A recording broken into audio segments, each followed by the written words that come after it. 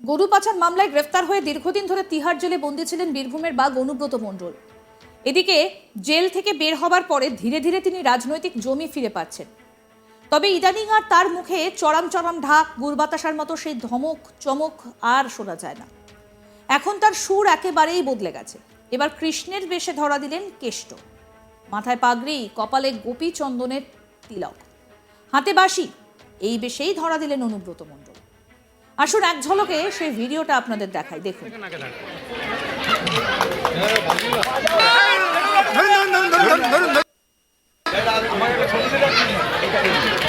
আবার হাতগুলো নেবে সন্দীপ যেখানে খুঁজে সেখানে নাকে থাকে।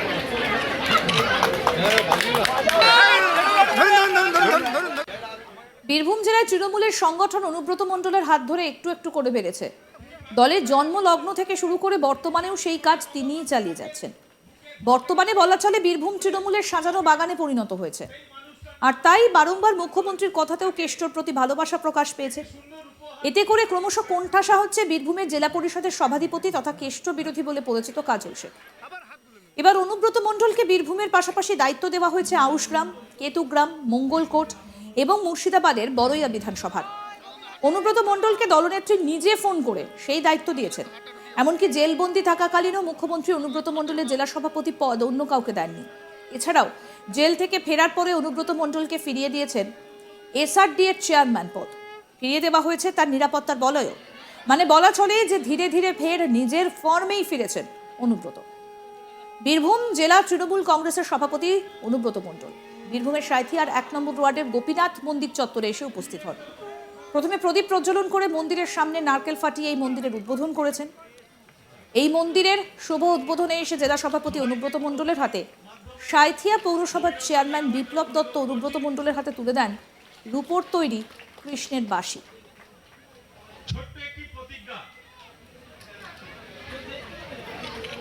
তার নাম হচ্ছে অনুব্রত। সেই নামের সার্থকতা আমরা অনুব্রত মণ্ডলের তার ধারাবাহিক জীবনীতে আমরা দেখি।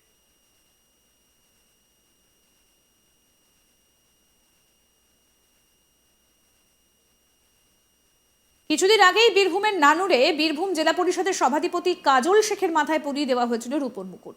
তারপরই বীরভূম জেলা জুড়ে তৃণমূল সভাপতি অনুব্রত মণ্ডলের হাতে তুলে দেওয়া হয় রূপোর তৈরি কৃষ্ণের বাঁশি।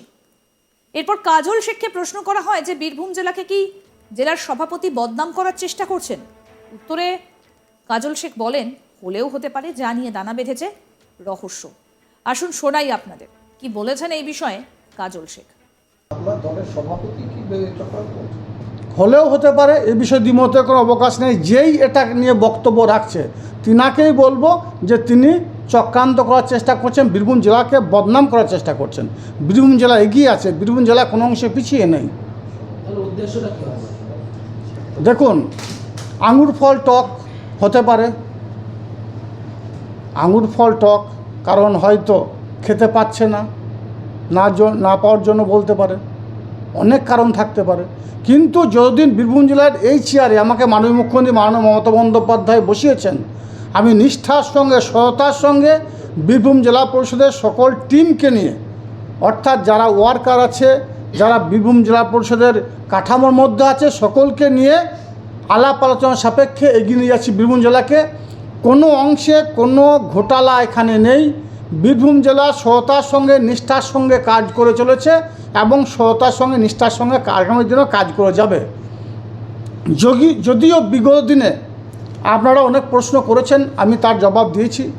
বিগত দিনে বীরভূম জেলা পরিষদ কোনো অংশে যে গাফিলতিগুলো ছিল সেগুলো আপনারা তুলে ধরেছেন, আমি তার জবাব দিয়েছি। যেমন একটা বলি, ওল্ড এজ হোম, সরকারি ভেস্টেড ল্যান্ডের ওপর ওল্ড এজ হোম নির্মাণ করা হয়েছে, সেটা আমার পিরিয়ডে নয়, আগের পিরিয়ডে। সেখানে বর্তমানে 5 স্টার হোটেল চলছে, আমি রেভিনিউ নিইনি, এটা আমার অপরাধ হতে পারে।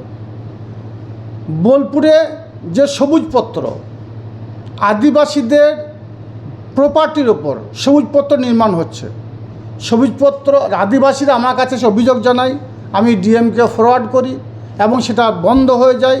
তারপর জানি না কী কারণে সেই নির্মাণ আবার শুরু হয়ে গেল। তো এইসব বিষয়ে প্রতিবাদ আমি করি। হয়তো এটাও তার কারণ হতে পারে। আমি যদিন এই চেয়ারে আমাদের প্রতিনিধি শান্তনু হাজরা কি প্রতিবেদন তুলে ধরেছেন শুনবো এবার।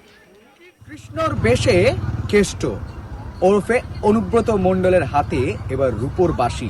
একেবারে কৃষ্ণ বেশেই দেখা গেল বীরভূমের তৃণমূল জেলা সভাপতি মুখ্যমন্ত্রীর প্রিয় কেষ্টকে। এদিন দেখা গিয়েছে যে বীরভূম জেলার সাঁইথিয়ার 1 নম্বর ওয়ার্ডে গোপীনাথ মন্দিরের উদ্বোধন অনুষ্ঠানে কিন্তু অংশগ্রহণ করেছিলেন অনুব্রত মণ্ডল। প্রধান অতিথি, প্রধান বক্তা হিসাবেই তার নামই কিন্তু রয়েছে এই মন্দির উদ্বোধনে। প্রথমেই মন্দির উদ্বোধনে দারুদঘাটনে অনুব্রতর হাত দিয়ে নারকেল ফাটিয়ে মন্দিরের শুভ উদ্বোধন হয়েছে। তারপরে দেখা গিয়েছে যে মঞ্চে অনুব্রত মণ্ডলের হাতে সাঁইথিয়ার 1 নম্বর ওয়ার্ডের পৌর সদস্য তিনি কিন্তু একটি রূপোর বাঁশি তুলে দিয়েছেন। ঠিক কৃষ্ণ যেভাবে বাঁশি ধরে থাকে সেভাবেই বীরভূমের তৃণমূলের মুখ্যমন্ত্রীর প্রিয় কেষ্ট সেইভাবে বাঁশি ধরে মাথায় রাজ মুকুট পরেই কিন্তু মঞ্চে দাঁড়িয়েছিলেন। আর এই ছবি কিন্তু রীতিমতো সোশ্যাল মিডিয়াতে ভাইরালও হচ্ছে। এমনকি অনুব্রতর অনুগামীরা উচ্ছ্বাস প্রিয় কেষ্টকে কৃষ্ণই বলছেন। কেউ কেউ যেমন দেখা গিয়েছিল যে মহাভারতে যুদ্ধে কৃষ্ণই মূলত গুরুত্বপূর্ণ ভূমিকায় ছিল, ঠিক বীরভূমের রাজনীতিতে যে ভূমিকা পালন করছে ঠিক অনুব্রতকে সেই মতোই আখ্যা দিচ্ছে অনুব্রত অনুগামী, অনুব্রত ফ্যানেরা।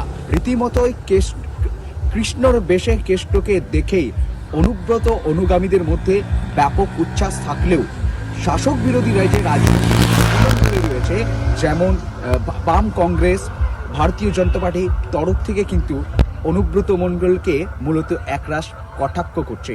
তারা বারবার বিভিন্নভাবে আক্রমণ করছে, সিবিআই, ইডি, গরু পাচার ইত্যাদি প্রসঙ্গে তাকে কিন্তু তুলোধনা করছে। অন্যদিকে কাজল কেষ্টর যে স্নায়ুযুদ্ধ, ঠান্ডা লড়াই, সেই লড়াই কিন্তু এই মুহূর্তে অব্যাহত রয়েছে।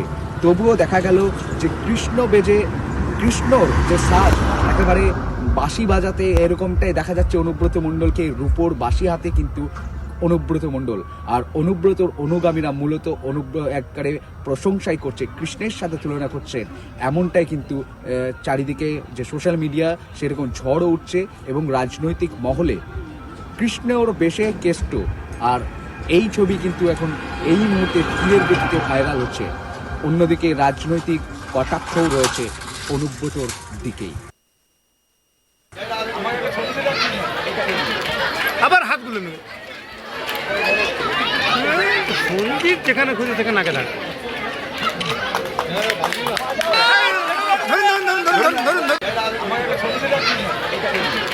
আবার হাতগুলো নেবে। আরও আপডেট পেতে দেখতে থাকুন আজ তাক বাংলা। সাবস্ক্রাইব করুন, নোটিফিকেশন পেতে বেল বাটন অপশন প্রেস করুন, হোয়াটসঅ্যাপে ফলো করুন আজ তাক বাংলা। ভিডিওটা লাইক করুন, শেয়ার করুন, কমেন্ট করুন।